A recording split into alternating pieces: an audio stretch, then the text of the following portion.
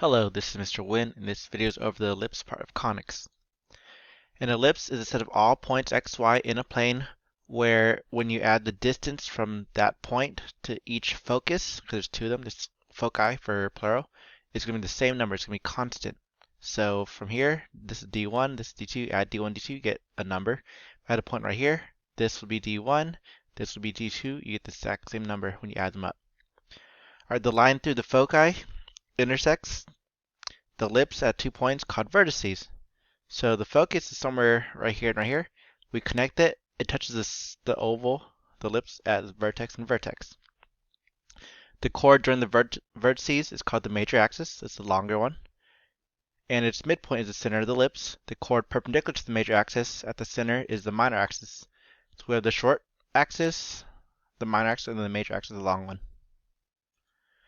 So you can visualize the different ellipses by imagining two thumbtacks or nails placed at the foci. Put a string around them and just kind of trace an oval, and you'll get that.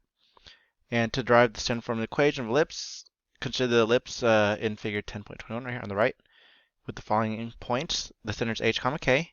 The vertices will be h plus a, so a is from the middle, the center, all the way to the vertex. So that's h plus a, here's h minus a, that's why it's h plus or minus a, and then k is the same. And the foci is only c away from h, so it'll be h plus c right here, and leave k alone. Then this will be h minus c, and then you get a leave k alone. And the center is the midpoint of the segment joining the foci. You also do distance formula to get this diagonal, the hypotenuse. B is from the center to the top, and the center to the bottom, just so you know. Alright, the sum of the distances from any point in the ellipse is constant. So here's a plus c plus a minus c, it's 2a. 2a is actually the length of the major axis. You could do the distance formula, you get 2a, and you could derive it, and you'll get this formula.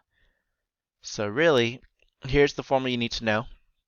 The standard form of the equation of an ellipse with center hk and major minor axes of lengths 2a and 2b respectively, where a is bigger than b.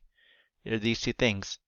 So the trick here is a must be bigger than b. So here under x squared is a squared. This means it's going to be horizontal. It's this left picture. But here the a squared is under the y squared thing. So it's going to be vertical. So a is the bigger thing, bigger number, and it will be under either the x thing or the y thing. If it's under x, it's horizontal. If it's under y, it'll be vertical like this. Remember, we're going to add these two fractions together, and it's now equal to 1. The foci lie on the major axis, c units away from the center, where c squared is equal to a squared minus b squared. And if you have 0, 0, you plug in 0 for h, 0 for k, you get these two equations, but top is the more general universal one. Study tip, if you use the same equation, but let a equals b, you could actually get rid of the denominator and multiply both sides by a squared, and you get this, which is actually the equation of a circle with radius r equals a.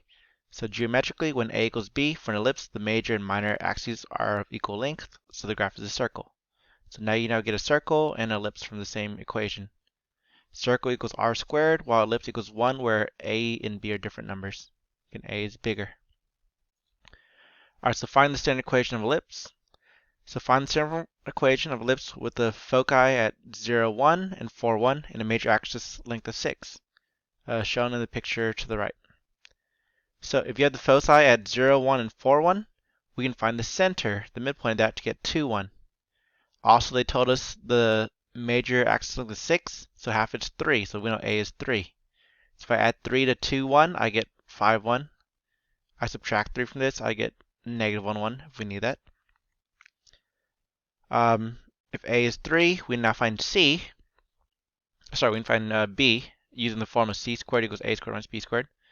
So to solve for b, you would subtract a squared and then divide by negative 1. Or what they did is they added b squared to the left side and they subtracted c squared to the right. Then you squared to both sides. So b equals square root of a squared minus c squared. So that equals square root of 3 squared minus 2 squared, which is square root of 5. We know we have horizontal, so a has to be underneath the x thing.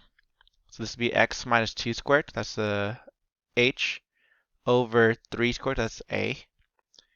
And then this would be y minus 1, because that's the center, that's k, squared, over b we found in this formula was square root of 5, but when you square 5 squared, you get just 5. So simplify it, you shouldn't leave a number with the exponent. So 3 squared is 9, square root of 5 squared is just 5.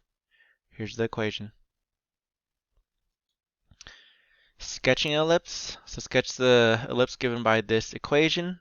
Recognize that as general form. General form, you have to do completing the square. Here we have x squared and y squared. I have to do complete the square twice. So solution, start by writing the equation in standard form. In the fourth step, note 9 and 4 both add to both sides of the equation when completing the squares. So first, group the terms, the x things together, the y things together. They put the blank here. The first one, you do b over 2 squared, so 6 divided 2 is 3. 3 squared is 9, that's why 9 goes here and here. For the second part, a has to be 1, this 4 cannot be there, so they factor out of 4. And you can't divide both sides by 4 anymore because that'd mess up the a term in x squared. So you must GCF this 4.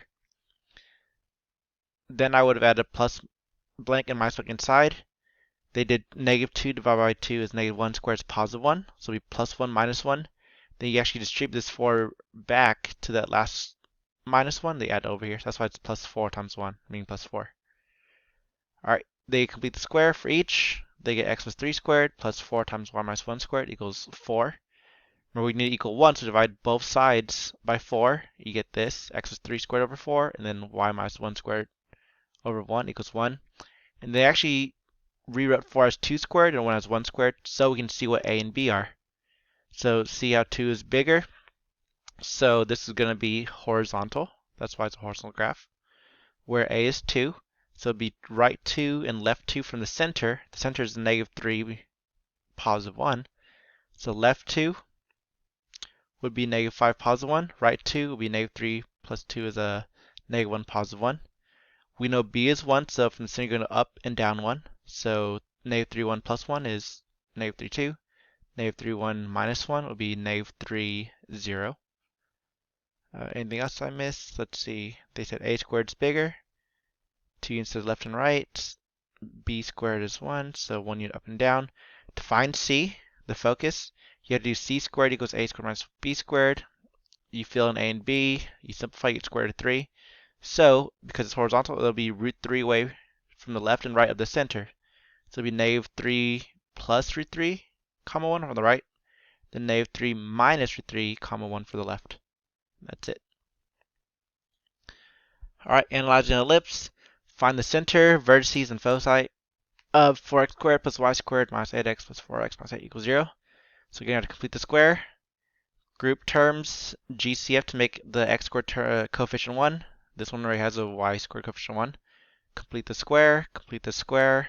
Make sure you add the 2 blanks on the right side. Again, they kind of combine these two together. This is 4 times 1. Because you added 4 on the inside, you had to subtract 4 on the other side or add 4 on the other side. Then simplify, divide by 16, reduce, so you get this x minus 1 squared over 4, y plus 2 squared over 16 equals 1.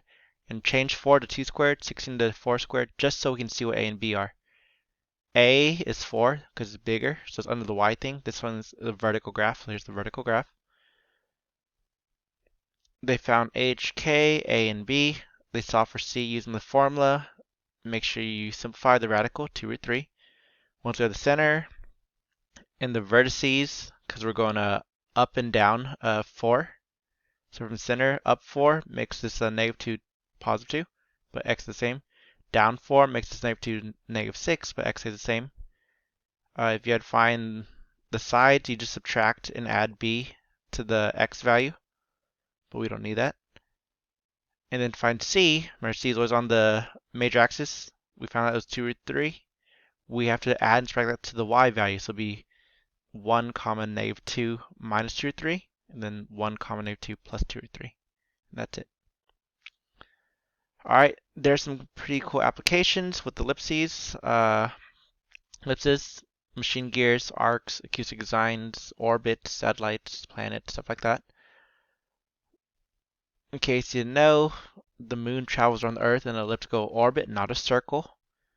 Earth is not the center because it's not a circle.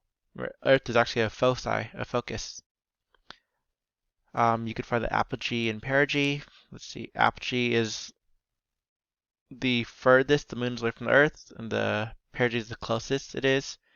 They gave us the major and minor lengths. We divide them by 2, get A and B, find C, add and subtract, that's the focus, to the point, the closest and the furthest. But don't worry too much about that example. What I do want you to know is eccentricity.